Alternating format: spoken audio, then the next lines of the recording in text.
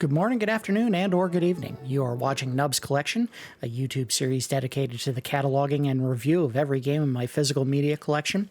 As always, I am your host, Victory Nub, and today we are looking at Super Buster Brothers, developed and published by Capcom and released on the Super Nintendo in the United States on October 31st of 1992. Now, I did have to specify that it was on the Super Nintendo because there was actually an arcade version of the game that was released in September of 1990. The big differentiator and one of the biggest causes of confusion that I had for the recording of this particular episode today is the fact that in my memory, this is a two-player game. However, when I did a little bit of testing just before recording this particular episode, and I had planned on having a second person in to actually do the recording of this one, I checked the game to see how it would work, and I realized I didn't have an option to play as two-player. And the weird thing is I explicitly remember playing this game at the same time as someone else. What it may have been is I may have played this in the arcade, but, it's odd because the name of the game is Super Buster Brothers. You could see on the title screen here. It doesn't say single Buster brother and no one else. Brothers implies that it's multiplayer. I'm guessing it's because having two people on the screen at the same time was a little bit too much for the hardware to handle, but that's almost too stupid to really explain because it's not like this is a terribly graphically complex game. It's not that there's too many sprites on screen for the Super Nintendo to handle. I have no good explanation. It may have just been a style choice on Capcom's part. Maybe they thought the game was more balanced if you just had one person. I don't know. Ultimately, though, I did change my initial plans to record this with someone else along for the ride and just decided I'd just do this one by myself. Today's episode is probably going to be a little more straight-laced, a little more by the numbers or simple, not some of my usual gimmicks on the Nubs Collection series for a very important reason. This particular game is one of the games that my mother used to play on a very regular basis, and I am recording this particular episode on June 21st. June 22nd was the day that my mother passed away, so I am doing this particular episode in her memory, and I figured, we just play the game, have fun with it, as I normally would, but without all the snarkier stuff and the pictures and weird stuff that I do. The story setup, we will do that. We will do the good, the bad, and the ugly, as well as a final rating on the game. The story is pretty simplistic. There's not a whole lot going on here. The story section is simply called It's Raining Bubbles. The world has come under attack, and it is up to you as a Super Buster Brother to ensure that the world is cleared of all bouncing bubbles. But be careful, if a bubble touches you, you're history. That's the entire story. Not a whole lot of meat on that one. And the game is pretty much what you've already been seeing in some of the demo shots that I've been playing here. Let's go ahead and get started. They have two different modes for this game. They have a tour mode and a panic mode. We're going to look at tour mode today and see if I can't beat it. Not 100% guarantee that that's going to happen, but it's not the hardest game in the world, or at least my memory of the game was that it wasn't the hardest game in the world. Simply put, you get a harpoon gun and you just shoot it to pop bubbles. It's that easy. Early levels are very simplistic, and then obviously it ramps up the number of bubbles and the difficulty as you play further. As you get into different stages, you'll start seeing different times of day so that you can get multiple levels out of each area.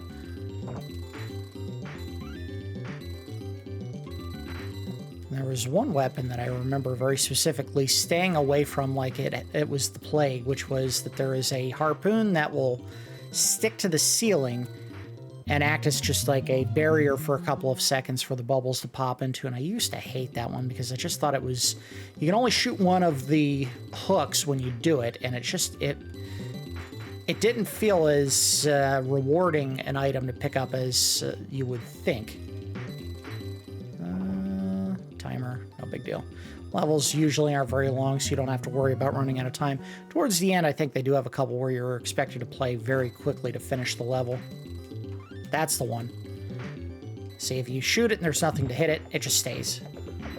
No, I'm gonna miss the thing. Oh, I think that's... Oh, cool, the submachine gun. Yeah, because the best way to get rid of bubbles is with a semi-automatic weapon, or an automatic weapon, I guess I should say, because this one is definitely rapid fire. I don't know if the fireball guys can hurt me or not. The bubbles can. There we go. So, yeah, my mom used to play this game all the time. This was kind of her zone out game. Oh, there we go. First death. This was her zone out game. She would come home from work and play this after getting home almost immediately. She wouldn't even change out of work clothes. She'd just come home and she'd start playing this. And I understand that as an adult. You know, there's days where you come home from work and you just don't want to do or think about anything. You just want to put something in to turn your brain off and enjoy for, you know, 30 minutes, an hour, whatever. My particular game for that would probably be The Binding of Isaac. It's a game that, you know, doesn't require a whole lot of concentration. It's literally just you going through a bunch of Legend of Zelda style dungeons, picking up items to randomize the run, and usually the game, depending on how well you're doing, lasts maybe 30 minutes, maybe an hour, and then you move on with your life. There's not a huge story to worry about in that one. There's not a whole lot of really deep lore or anything like that. I mean, there is if you really go into it, but you don't really care about that when you're playing the game. You're just playing it because it's fun to play as a randomized build for a character. But she would, my mom would come home and play this particular game, and one of my afternoon rituals, I'd get home from school, and then when she got home, I would go into my parents' bedroom, because I wasn't allowed to have the Super Nintendo in my bedroom, and we didn't have it in the main room of the house. So I would go up to my parents' bedroom, and I would just sit next to her while she was playing the game. Sometimes I would just watch. Sometimes if she was having a tough time with a level, I would actually take the controller and beat the level for her so she could keep playing. And I don't think she did beat the game. I don't think she did it very often. I think often enough it was just she got as far as she could in one or two playthroughs, and then she would just give up and go downstairs to, I don't know, watch TV, make dinner, whatever. But yeah, that is one of the lasting memories that I have of my mother, is just spending time with her playing video games. And it's one of those things that, you know, as an adult, I recognize now that that is just kind of how I operate. I don't need to have long, meaningful conversations with people. I think sometimes just being around people while they're doing something like this, playing a video game, is enough satisfaction for me. Oop. Get that. Oh, come on. She'd have a couple of other games that she would play on a regular basis for the Super Nintendo. We've already looked at, well, we are in the process of looking at The Legend of Zelda: A Link to the Past. She definitely played through and beat that game several times. She also was a very big fan of Super Mario World 2, Yoshi's Island. Yes, that is the full name. I know that, or is it Yoshi's Island or Yoshi's World? Whatever the full name of it is. The one that came out on the Super Nintendo, I might be talking about the N64 game. She would play that one endlessly as well. That game always drove me nuts, mainly because of the whining brat that Mario ended up being in that game.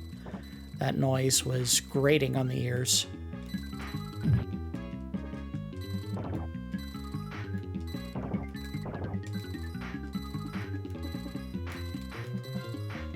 Ooh.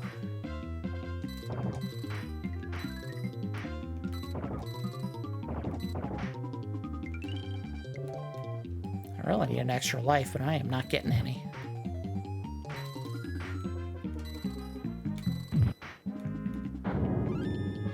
I believe you can use those exploding crocodiles as weapons. I also believe I need to start clearing these upper panels or I'm in trouble. All right, go up, up, up, up. Gotcha. I like that the animals basically are just there to help me clear the screen instead of actually act as impediments or hurt me.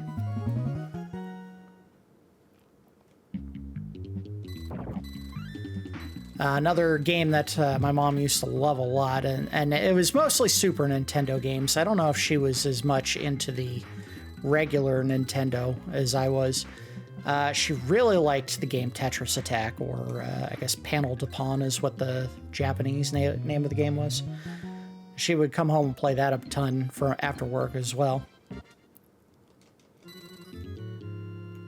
And I have no idea if this is as common a thing nowadays as it was when I was younger. Since TVs were so much smaller when I was a kid, you know, you don't have today's, you know, gigantic HD televisions that have, you know, a 65-inch diagonal, like as a baseline now. Most TVs were probably in the 24 to 30-inch range, so half the size. And you would have to sit kind of close to the TV to really enjoy what you were doing. So we didn't have, you know, chairs up in my parents' bedroom. We would just sit on the floor. And not only that, but I mean, it was, you know, a really hard floor. So we had like these little, I don't even know what to call them, like caddies that you could sit under or next to, behind, in front of, whatever. These little pillow things that had like armrests, and you would use that as just the way of sitting on the floor. Were they comfortable? No, because they really needed to have a back of some kind to really work properly, and I don't think we ever had a good back. It was, you know, sitting in the middle of the floor. I don't want to die here.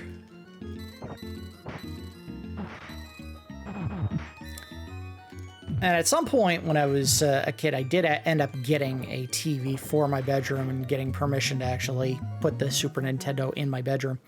But that was a tiny TV. I mean, there are probably phones that have bigger screens than the TV that I had, the first TV. I had an Emerson, I'm probably guessing 11-inch. I mean, it was tiny, really small. And that TV, I loved it because, you know, hey, it was my own TV. And when you were a kid, getting your own TV is a big deal. At least it was at that time. I don't know, maybe it's not a big deal anymore because you have phones. But that thing I had to sit maybe a couple of feet away from to actually see anything that was happening on the screen. But again, it was my TV. Go left. Oh, boo. I think you can get an extra life in this.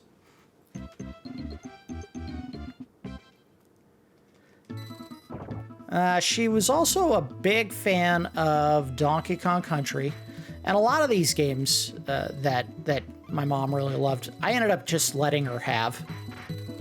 I think if I had given her a copy of the game, either I just outright let her have it and that was it, or if I really, really liked the game, and I think Yoshi's... Is it Yoshi's Island? I thought it was called Yoshi's Island. Well, this is going to drive me nuts. I believe I actually bought an extra copy, so she could have a copy and I would have a copy. And I think most of this happened like when I moved away from home for college. And I think I just lost. Oh, you got to continue. Cool. All right. I let her have that copy of Yoshi's Island because I knew full well I was going to end up just getting another copy for myself. But that doesn't mean I left her with just garbage games like this one, which, yeah, frankly, I didn't love the game all that much. I think this is one of those games that almost certainly I received as a gift for either Christmas or my birthday or something. And I mean, it was okay, but really it was one of those gifts where my mom got it for me quotey fingers, but really she got it for herself if she wanted to play it. And there was plenty of games that she did that with. I think Tetris Attack may have been one of those as well, where it was like, I don't love it, but my mom wanted it, so she ended up getting it for herself.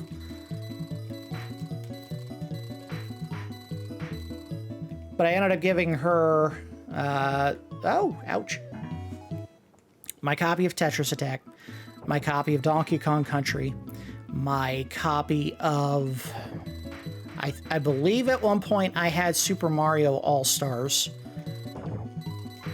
So it had all of the Super Mario Brothers 1, 2, and 3 on Nintendo in the collection. I gave her Super Mario RPG.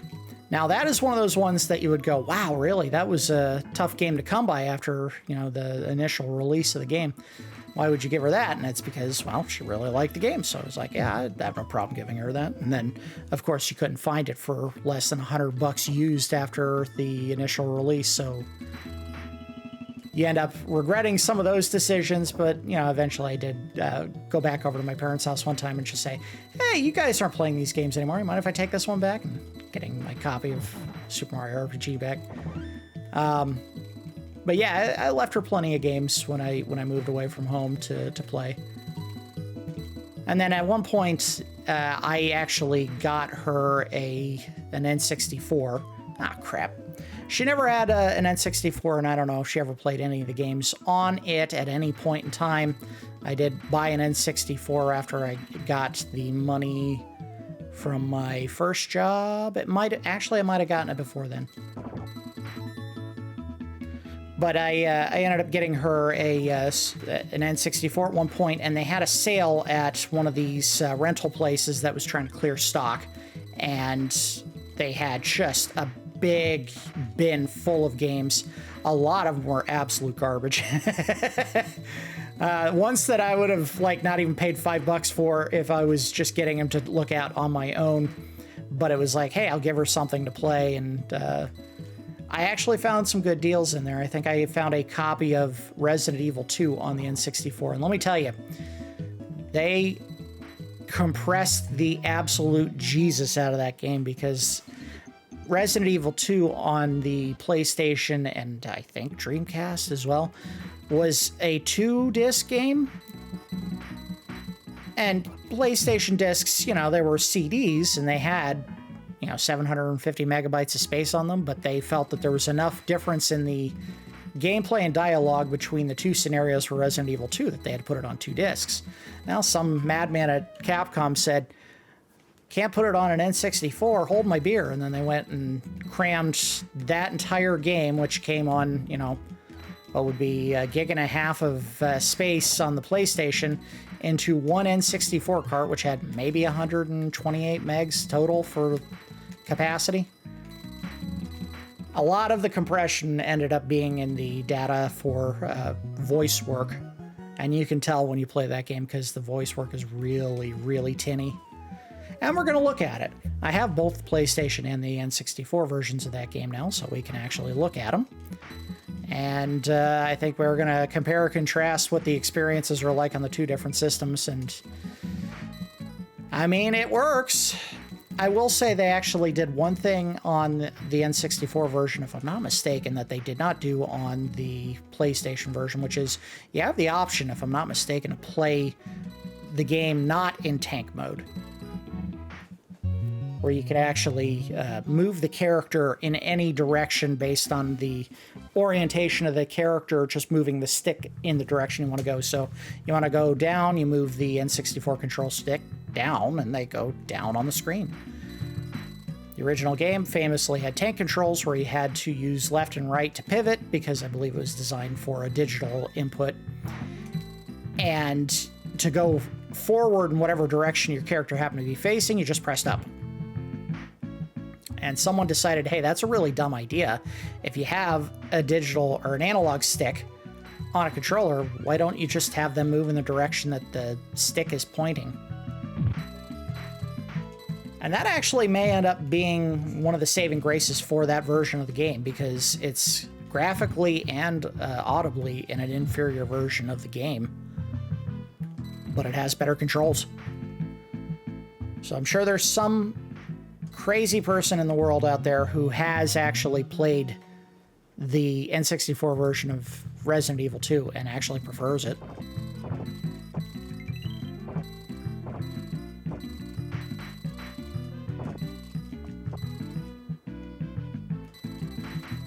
Uh-oh. Oh, I did the dumb thing. I let the bubbles loose! Ouch! Big level, they intend for you to take your time picking through all this stuff.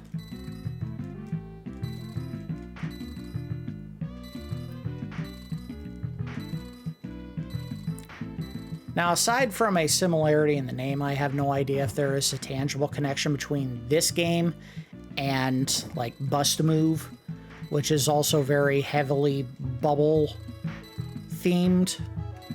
And you're basically shooting bubbles at each other to clear a screen.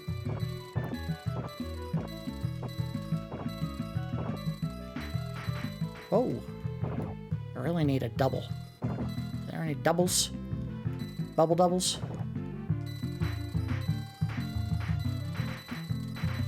Oh!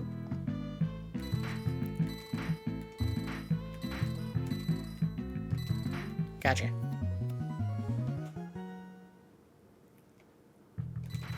Oh, wow, that was sloppy.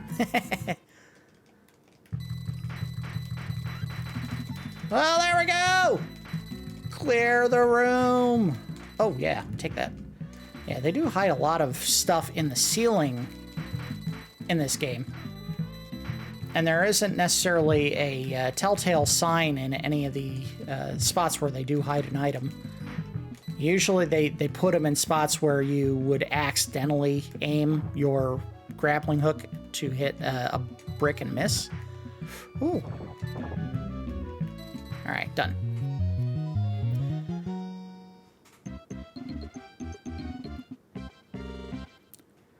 Now I have a very distinct memory of the way that the game works, being you get to the end of this little Indiana Jones style trail that they have painted on the screen here that you got to follow, and the game making you go back all the way through the levels again to finish it.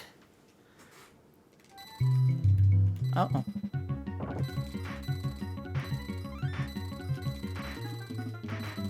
I might be wrong, but I believe the game doesn't end when you get to the end of that path. I think it actually tells you to turn around, go all the way back to the start, and you have to go through multiple daytime versions of each level.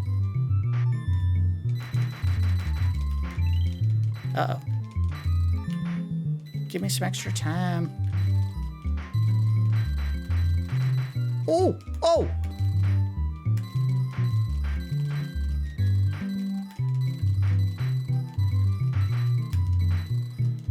Alright, we got this. We got this. I've been playing very sloppy because I've been playing and talking at the same time. In games where you really are focused more on the action than the gameplay, that's when I usually tend to either babble or do terrible trying to play the game.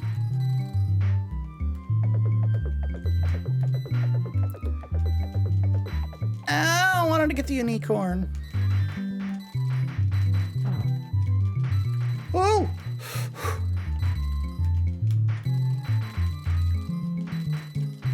Got it. I'm not saying we're going to make it all the way to the end of the game, but I would certainly like to try. Maybe a nice tribute to my mom if I could actually do that. I also have a very strong impression of not liking the dynamite because it actually makes things much worse. It's good if you have one bubble that you're trying to get rid of, one big bubble, but on the screens where there's lots of them, it's really a bad idea.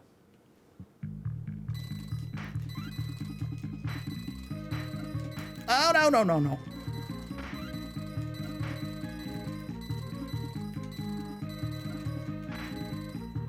Uh-oh. So there's no jump button in this game. There's only attack. Ah, crap. In fact, I think all four of the face buttons, yep, all four of them just shoot the hook.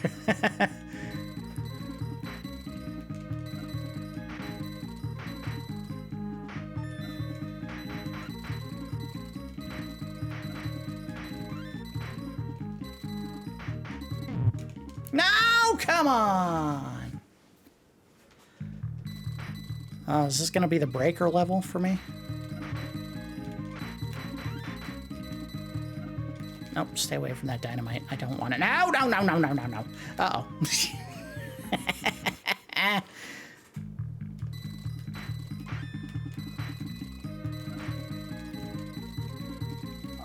I remember there being an Uzi in this level somewhere.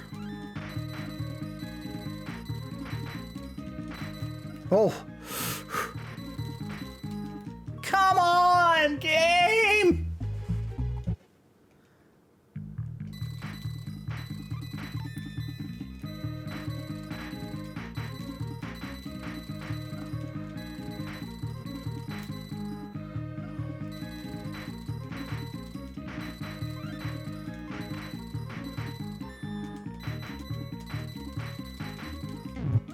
Whoa! Thought that bubble had me. And again, weird thing is those crocodiles, dinosaurs, whatever they're supposed to be. That was dumb. They don't hurt you. In fact, I don't think anything other than the bubbles hurts you in this game. You all share a common goal, and that goal is to destroy these damn bubbles.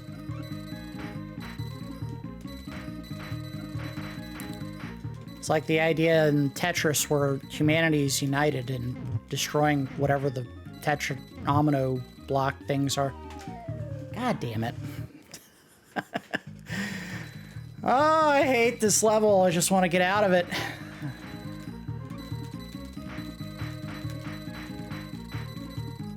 No! I'm not going to make it out of this level. This is going to be the area where I get stuck and can't advance any further.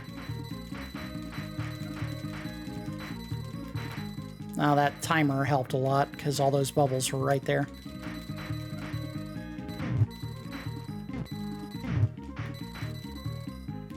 Thank you, crocodile. Whew! I only have like 1 or 2 continues left. Whoa, okay. Ah, crap. Damn it, that was stupid. Yeah, this is it. I can't get any further. This will be the last level. And I think we'll just do a quick peek at panic mode, but it's literally what we're... Yeah, stupid. I hate that dynamite. It's essentially the same game, but there aren't multiple areas that you travel to in the world. You just kind of stay on one map, and it continuously rotates. Oh, crap. Come on, game. I'm starting to doubt that I ever beat the game. I know I did, but...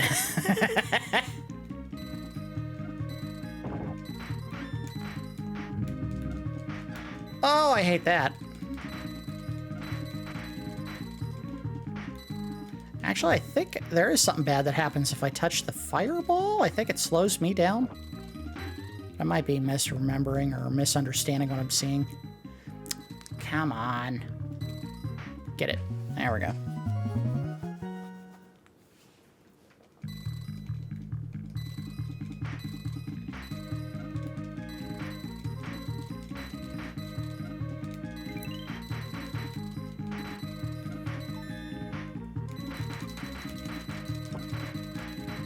Oh, an extra life. Oh, I need that. Things are getting a little bit too hectic. Need that extra life.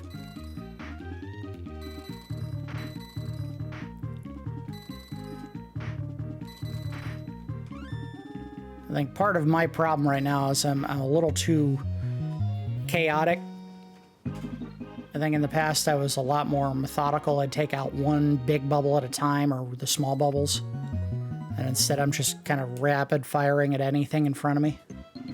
So I'm creating my own problems. And they give you a healthy amount of time to complete the objective. There's no reason why it should be hard. Unless, of course, you have penguins and stuff hurting your progress. Ah! Stupid penguins. Uh-oh. I just made it worse.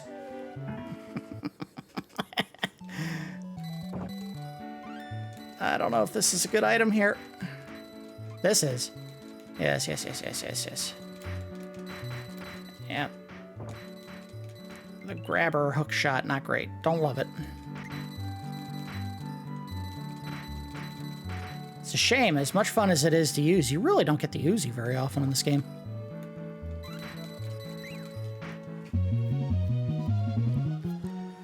I have no idea what the food does. Maybe it gives you extra life? Oh. Ooh! Shoot. That's it. That's game. All right, let's pivot over to the panic mode. Actually, you know what? I'll do that one for Mom. All right, let's do one quick look at panic mode. I don't know if it's one life or if you have the same number of lives and continues.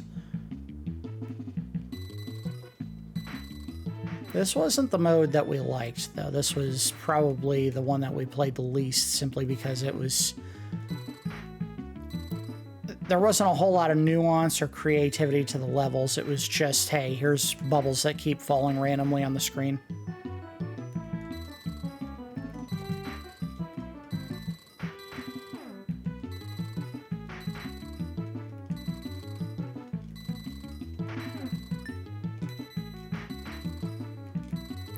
Oh, whoa. Didn't see that before. Oh, I need something. I have no power-up. I would assume you get power-ups. I thought you did. There we go. Help!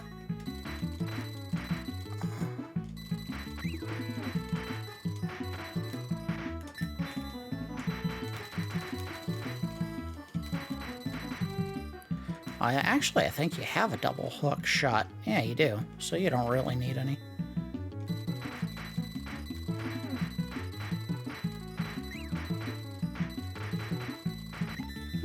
Ooh! Yikes!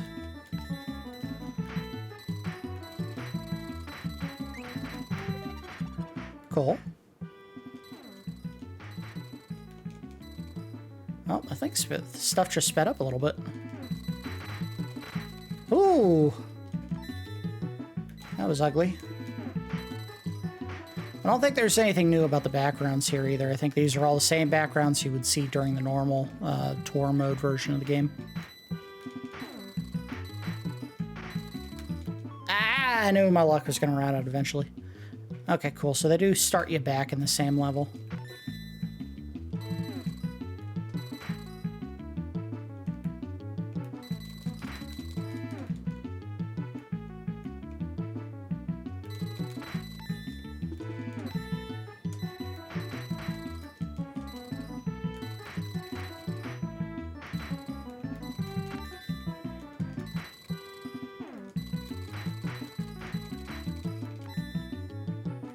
There is a cadence to popping the edge of bubbles when you are taking on a really large one, just kind of following it as it trails towards you. Ah, crap. Trails towards you, just keep popping it and stepping to the left a little bit. And maybe that was why I was good enough back in the day to do it, not so much now, because I don't have the rhythm of it anymore.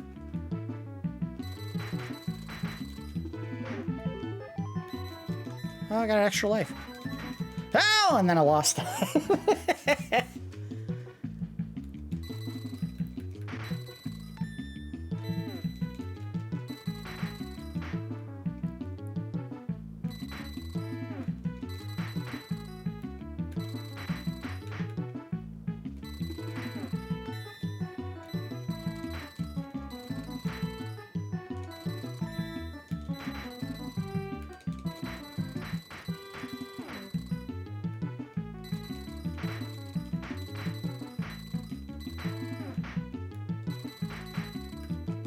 Ooh, oh, oh, oh, oh, oh. Stay under the high bouncers. Oh, oh, oh. Hey! Ah!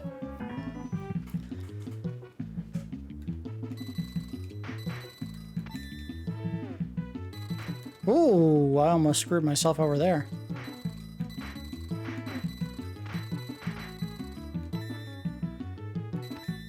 Kind of a bummer that they don't give you any additional items while you're playing this mode. Only thing you ever get is that one bubble that has the star or the clock in it. Okay, they decided to slow everything way down, I guess, for 20. With the, I think that's the Hagia Sophia in the background. Is that how you say it? The Hagia? Hagia? The building everyone knows from Constantinople or Istanbul or whatever it is. Oh, there it goes. That's the end. Okay, I think that's a good stopping point for this one. So let's go ahead and wrap things up. We'll go ahead and enter Mom again. All right, so let's go ahead and move into the review phase. We'll do the good, the bad, and the ugly. The good is it's fun, frenetic action. I mean, you're popping bubbles, which sounds like the stupidest thing ever, but you know, the more of them that get on the screen and the alternating bouncing trajectories of them makes it plenty, you know, chaotic when there's lots of stuff going on the screen. I don't know if there's a whole lot else to say really positive about the game. It's really just the gameplay. That is the driving experience behind it, is just kind of that chaos of running around and trying to pop bubbles. It's not a really deep experience, but sometimes the simplest gameplay designs can be the most fun when you're talking about, you know, just a game that you can veg out on. I mean, that was why Pac-Man had such an enduring legacy. I mean, there wasn't a whole lot to it. It's just eat all the dots. But it was a massive game when it came out, to the point where you're talking about, you know, television shows and merchandise and a song written about the game, and the you know, the idea that people love the game so much that it developed, or people developed like Pac-Man fever from how much they loved it. This is a game that kind of tries to capture that simple, fun, addictive loop for gameplay. And I would say it succeeds to an extent. As far as the bad, I do think that it would have benefited from a little bit more dynamic quality to the levels, because it's literally one static screen every single level, and there's not a whole lot of movement around it. You're just kind of going left and right, back and forth on the screen to pop bubbles, but there's no moving objects on the screen other than the bubbles or the dinosaurs. You know, the platforms don't move around, ladders don't grow and change, there's no elevators going up and down, nothing. It's all just the character, the bubbles, or the little animals that appear on the screen that move, and that's it. It would have been nice if there were more power-ups. Aside from the 3 they give you, it's just double shot, the one that grabs the ceiling and stays around for a second or two, and the Uzi, and you barely ever get the Uzi. It's usually just the double shot or the grabber. That's kind of lame. They didn't give you very many power-ups in this one. The dinosaurs were kind of, or the animals were a nice touch, but they end up sometimes making more of a mess for you than helping. So they just add to the chaos. I don't think that's a bad. I'm not sure what to put that as. But, you know, they're there. The music's not terribly great in this game. It's okay. It's not representative of the best work that Capcom has ever done by any stretch of the imagination. And the weird thing is, and maybe we've talked about this in the past, maybe we haven't, Capcom wrote some unbelievably great music for the Nintendo, the NES. When they moved to the Super Nintendo and Sega Genesis era of games, I think the quality kind of took a hit. I mean, I like the music for, like, Street Fighter 2. I don't know if there's a ton of memorable songs that Capcom did on the Super Nintendo or Sega Genesis that really stick out in my mind. Even the Mega Man X games, I don't recall really ever loving any of the songs for that one. It's just, for whatever reason, the change in the synthesizer or the capability of the instrumentation for music just wasn't really all that good. This game, not great. Not great music. As far as the ugly, the static backgrounds, I mean, they look nice, but they don't ever move or change much unless you go to a new region. They go through day and night cycles, but I mean, they're kind of boring. Yeah, I mean, that's the main issue I would have with the game. Really, there's not a whole lot to talk about with this experience. It's just shoot bubbles and go to the next level. But yeah, I'd say those backgrounds aren't all that great. It would have been nice if maybe they had some animation for them. I mean, the Super Nintendo was capable of a lot, and boy, they really did not get their money's worth out of the graphics for this. Now, it is partly because this game came out in 1990 in the arcades, so graphically, the systems were probably not in place for, the kind of graphics that they would have been capable of a few years later. Just, yeah, I don't know. This game, graphically, not that impressive. Let's go ahead and give the game a score. We do our score in Randars, 1 to 10. I'm going to give it a 5. It's mindless fun, but mindless fun that's extremely limited in what you're doing. And again, there is a market and an appreciation for those games that I understand, but this is not one of those ones that I feel compelled to ever go back to. And that's almost certainly why I ended up just letting my mother have the game, because I was like, I've kind of seen and experienced everything I want to in this. I don't know if I feel a need to ever go back to it. And, it was one of those games that probably scratched an itch, and then once, I played it, it was like, I'm good on this. Versus some of the other games that we were looking at, as part of the regular series, it's like, oh yeah, that's why I love this game so much. And we're probably going to start coming up on some of those, because I think in the middle of the Super Nintendo era of games is when they really hit a stride. And a lot of what people remember so fondly about games was in that center part of the release of the Super Nintendo catalog.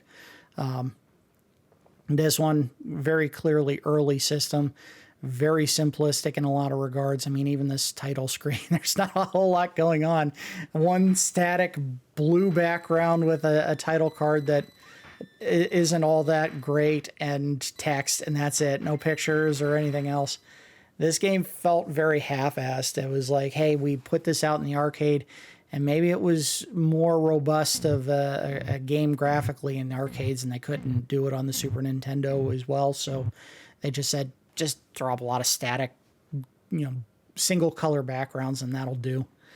But yeah, 5 Randars, average experience. If you like something simple, mindless, and chaotic, this is a good game. If you're just looking for something a little bit deeper, no, this isn't all that good a game.